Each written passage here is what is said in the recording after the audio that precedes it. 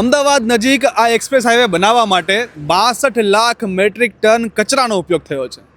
આપણે વાત કરીએ છીએ રૂપિયા 5800 કરોડના ખર્ચે તૈયાર કરવામાં આવેલ અમદાવાદ ધોલેરા એક્સપ્રેસ હાઈવે.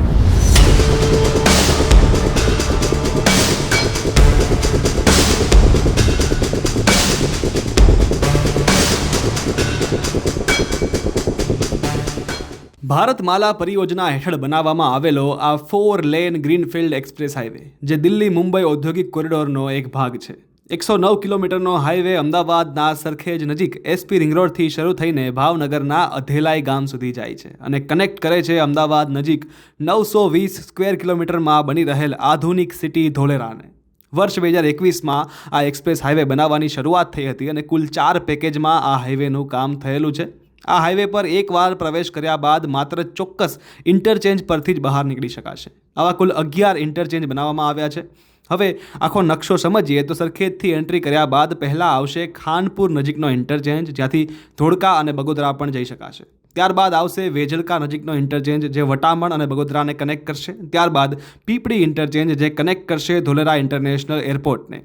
તેના પછી આંબલી ઇન્ટરચેન્જ, ત્યારબાદ ધોલેરા સ્માર્ટ સિટીના કેટલાક ઇન્ટરચેન્જ અને પછી ભાવનગર નજીક હેબતપુરનો ઇન્ટરચેન્જ અને અંતમાં ભાવનગરના અધેલાઈ ગામથી વાહન ચાલકો બહાર નીકળી શકશે. આ હાઈવે પર 14 ફ્લાયઓવર, 3 રેલવે ઓવરબ્રિજ, 86 અંડરપાસ અને 224 કલવર્ટ તૈયાર કરવામાં આવ્યા છે. 4 લેનના હાઈવેમાં સાઈડમાં ઇમરજન્સીમાં ઊભા રહેવા માટે એક બ્રેકડાઉન લેન છે, જેમાં ઇમરજન્સી સિવાય ઊભા રહેવા કે પાર્કિંગ કરવા પર પ્રતિબંધ છે અને આ લેનથી ઓવરટેકિંગ કરવા પર પણ પ્રતિબંધ રહેશે. આ હાઈવે પર દર 100 મીટરે આ પ્રકારના સંખ્યા ચિહ્ન લગાવવામાં આવેલા છે. 67.2 અત્યારે હું પીપળી ઇન્ટરચેન્જ પર છું. અહીંયાથી ધોલેરા ઇન્ટરનેશનલ એરપોર્ટ જવાય છે અને અહીંયા આગળ આ સંખ્યા ચિહ્ન લાગેલું છે. આને હેક્ટોમીટર કહેવાય છે. દર 100 મીટર પર આ બોર્ડ લગાવવામાં આવે છે. અહીંયા આગળ અંતર દેખાડવામાં આવે છે કે એક્ઝેક્ટ કેટલા અંતર સુધી આપણે આવ્યા છીએ.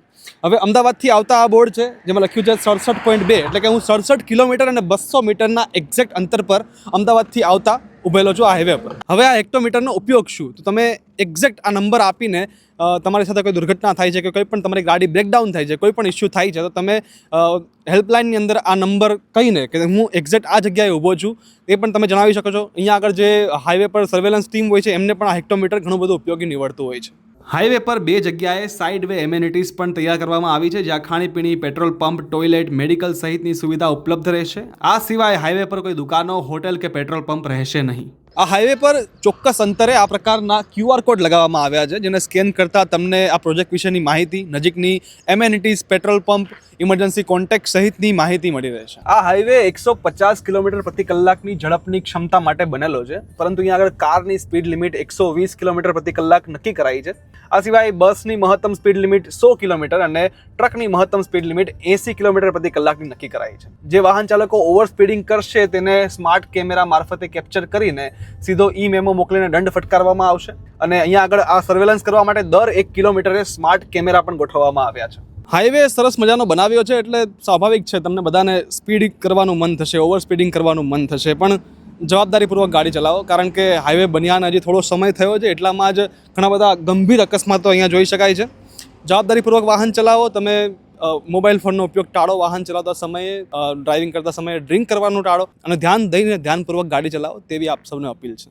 આ હાઈવે પર બાઇક, રિક્ષા અને ટ્રેક્ટર સહિતના વાહનો પર પ્રતિબંધ છે. પગપાળા કે સાયકલ પર જવા પર પણ પ્રતિબંધ છે. પ્રતિબંધ છતાં કેટલાક લોકો 2 વ્હીલર અને પગપાળા યાત્રા કરતા દેખાય છે, જે જોખમી સાબિત થઈ શકે છે. હાલ આ 4 લેન હાઈવે છે, બાજુમાં એક બ્રેકડાઉન લેન છે અને ભવિષ્યમાં 6 થી 8 લેન સુધી વિસ્તરણ કરવા માટે NHAI દ્વારા બાજુમાં જગ્યા પણ ખાલી રાખવામાં આવી છે. અને વચ્ચે તમને જે આ જગ્યા દેખાય છે ત્યાં હાઈવેને સમાંતર બનશે અમદાવાદ ધોલેરા મેટ્રો લાઇન, જે સીધી અમદાવાદ અને ગાંધીનગર મેટ્રોને કનેક્ટ કરશે અને અમદાવાદ ધોલેરાને મળશે એક સેમી હાઈ સ્પીડ ટ્રેનની કનેક્ટિવિટી.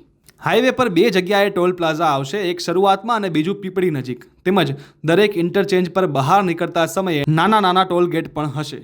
જ્યારે તમે નેશનલ હાઈવે પર મુસાફરી કરો છો, વાહન ચાલકો અહીંથી પસાર થાય છે, ટોલ ટેક્સ ભરે છે, ત્યારે કેટલીક સુવિધાઓ તમને મળતી હોય છે. ઘણા લોકોને આ સુવિધાઓ વિશે ખ્યાલ નથી હોતો. તમારું વાહન બગડે છે, અકસ્માત થાય છે કે કંઈ પણ ઘટના બને છે, દુર્ઘટના થાય છે, તો 1033 આ હેલ્પલાઇન પર સંપર્ક કરવાથી તમને કેટલીક ચોક્કસ સુવિધાઓ ટોલ પ્લાઝા તરફથી આપવામાં આવતી હોય છે. જેમ કે તમારી ગાડીમાં પેટ્રોલ પૂરું થાય તો પેટ્રોલની ગાડી હોય છે, સાથે જ એમ્બ્યુલન્સની સુવિધા ફ્રીમાં મળતી હોય છે. તમારી ગાડીમાં બ્રેકડાઉન થાય છે, ગાડી બંધ થાય છે, તો ગાડીને ટો કરવા સહિતની સુવિધાઓ ટોલ પ્લાઝા તરફથી આ હેલ્પલાઇન પર સંપર્ક કરવાથી મળતી હોય છે. આમ તો વાહન ચાલકો ખૂબ જ લાંબા સમયથી આ હાઈવેનો ઉપયોગ કરી જ રહ્યા છે, પરંતુ સત્તાવાર રીતે 31 માર્ચ 2026ના રોજ પ્રધાનમંત્રી શ્રી દ્વારા આ હાઈવેનું લોકાર્પણ કરીને વાહન વ્યવહાર માટે ખુલ્લો મૂકવામાં આવ્યો છે. હજુ અહીંયા ટોલ ટેક્સની વસૂલાત શરૂ કરવામાં નથી આવી, પરંતુ નજીકના ભવિષ્યમાં જાહેરાત કરવામાં આવશે કે કેટલો ટોલ વસૂલવામાં આવશે. અન્ય એક ખાસ વાત એ છે કે આ હાઈવેના પહેલા 22 કિલોમીટરના પુરાણ માટે પિરાણાનો 60 લાખ મેટ્રિક ટન કચરો વપરાયો છે અને ગુજરાત ઇલેક્ટ્રિસિટી કોર્પોરેશન અને ટોરેન્ટ પાવરના પ્લાન્ટની 22 lakh metric ton fly ash એટલે કે રાખનો ઉપયોગ થયો છે. એટલે જો તમે અમદાવાદથી છો તો તમારા જ ઘરના કચરાનો અહીં પુરાણ તરીકે ઉપયોગ થયો છે. હાઈવેને હરિયાળો બનાવવા માટે આસપાસ લગભગ 4 લાખ કરતાં વધારે છોડ રોપવાનું પ્લાનિંગ છે, જેમાંથી ઘણું ખરું પ્લાન્ટેશન થઈ ચૂક્યું છે. અમદાવાદથી ધોલેરા પહોંચવા માટે પહેલાં 2.5 કલાક જેટલો સમય લાગતો હતો, જે ઘટીને હવે માત્ર 45 મિનિટ થઈ ગયો છે. સરખેજ નજીક રિંગ રોડથી ધોલેરા એક્સપ્રેસ વે એન્ટર કર્યા બાદ તમે 45 મિનિટમાં ધોલેરા પહોંચી જશો અને 1 કલાક 45 મિનિટમાં ભાવનગર પહોંચી જશો, જે પહેલાં 3 થી 3.25 કલાક જેટલો સમય લાગતો હતો. આ હાઈવે ધોલેરા સ્માર્ટ સિટીને તો કનેક્ટ કરે જ છે, સાથે સાથે અન્ય મહત્વના સ્થળોને પણ કનેક્ટ કરે છે, જેમાંથી એક છે ધોલેરા ઇન્ટરનેશનલ એરપોર્ટ, જેનું મહત્વ આગામી સમયમાં અમદાવાદના એરપોર્ટ જેટલું જ થઈ જશે, કારણ કે અહીંયાથી ઉડાન ભરશે પેસેન્જર અને કાર્ગો ઇન્ટરનેશનલ વિમાનો. આ સિવાય અહીંયા વેજલકા ઇન્ટરચેન્જ નજીક બની રહ્યું છે નેશનલ મેરીટાઈમ મ્યુઝિયમ, જ્યાં ભારતના 4500 વર્ષ જૂના સમુદ્રી વારસાને પ્રદર્શિત કરાશે. સાથે જ વિશ્વની સૌથી ઊંચી 77 મીટર ઊંચી દીવાદાંડી એટલે કે લાઇટ હાઉસ મ્યુઝિયમ પણ બની રહ્યું છે. અને હડપ્પાની સંસ્કૃતિના શહેર લોથલની પણ એક પ્રતિકૃતિ તૈયાર કરવામાં આવી રહી છે, જ્યાં લોકો આવીને હોટલની માફક રહી શકશે.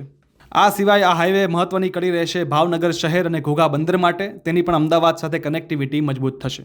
ધોલેરાને દેશ સાથે કનેક્ટ કરવા માટે એક કનેક્ટિવિટીની ખાસ જરૂર હતી, અને આ હાઈવે એક કનેક્ટિવિટીનું પહેલું સોપાન બનશે. ધોલેરાના ડેવલપમેન્ટનો પાયો આ હાઈવે બનશે. એક સમયે દરિયાની એક ખાલી જમીન કે જ્યાં આગળ ખેતી થઈ શકવી અશક્ય હતી, એવી જગ્યાએ દુબઈ શહેર વસ્યું અને અત્યારે દુબઈ દુનિયામાં ડંકો વગાડે છે. એવા સમયે જ્યારે અમદાવાદની નજીક પણ ખારા પાટની અંદર ભાલ પ્રદેશની અંદર આ એવી જગ્યા કે જ્યાં આગળ ખેતી કરવી એ મુશ્કેલ છે, એવી જગ્યાએ ધોલેરા સિટી ડેવલપ કરવાનો એક પ્લાન બનાવવામાં આવ્યો છે. આ સપનું જે છે એ સાકાર કરવા માટે કનેક્ટિવિટી એ મહત્વનો પાયો છે. આ હાઈવે એના માટે મહત્વનો પાયો છે. આગામી સમયમાં અહીંયા આગળ પેરેલલ સમાંતર જ આ હાઈવેને સમાંતર જ એક મેટ્રો બનશે, એ પણ એક મહત્વનો પાયો છે. અહીંયા આગળ ખૂબ જ મોટા મોટા પ્રોજેક્ટ આવી રહ્યા છે. ટાટાનો સેમિકન્ડક્ટર પ્લાન્ટ, એ માત્ર એક જ પ્લાન્ટ 20,000 લોકોને રોજગારી પૂરી પાડવાનો છે. એટલે આવનારા 10 થી 15 વર્ષમાં કે 20 વર્ષમાં અમદાવાદ શહેરમાંથી ઘણા મોટા ભાગના લોકો અહીંયા આગળ અપડાઉન કરતા હશે, દરરોજ અહીંયા આગળ આ હાઈવે મારફતે ધોલેરામાં નોકરી કરતા હશે, રોજગાર માટે આવતા હશે અને મેટ્રોનો ઉપયોગ કરીને દરરોજ અપડાઉન કરતા હોય તો નવાઈની વાત નહીં હોય. આશા રાખીએ છીએ કે આપને આ માહિતી પસંદ આવી હશે અને આ પ્રકારની તમામ માહિતી અને સમાચાર અને અપડેટ્સ જોવા માટે અમદાવાદ મીડિયા સાથે જોડાયેલા રહો.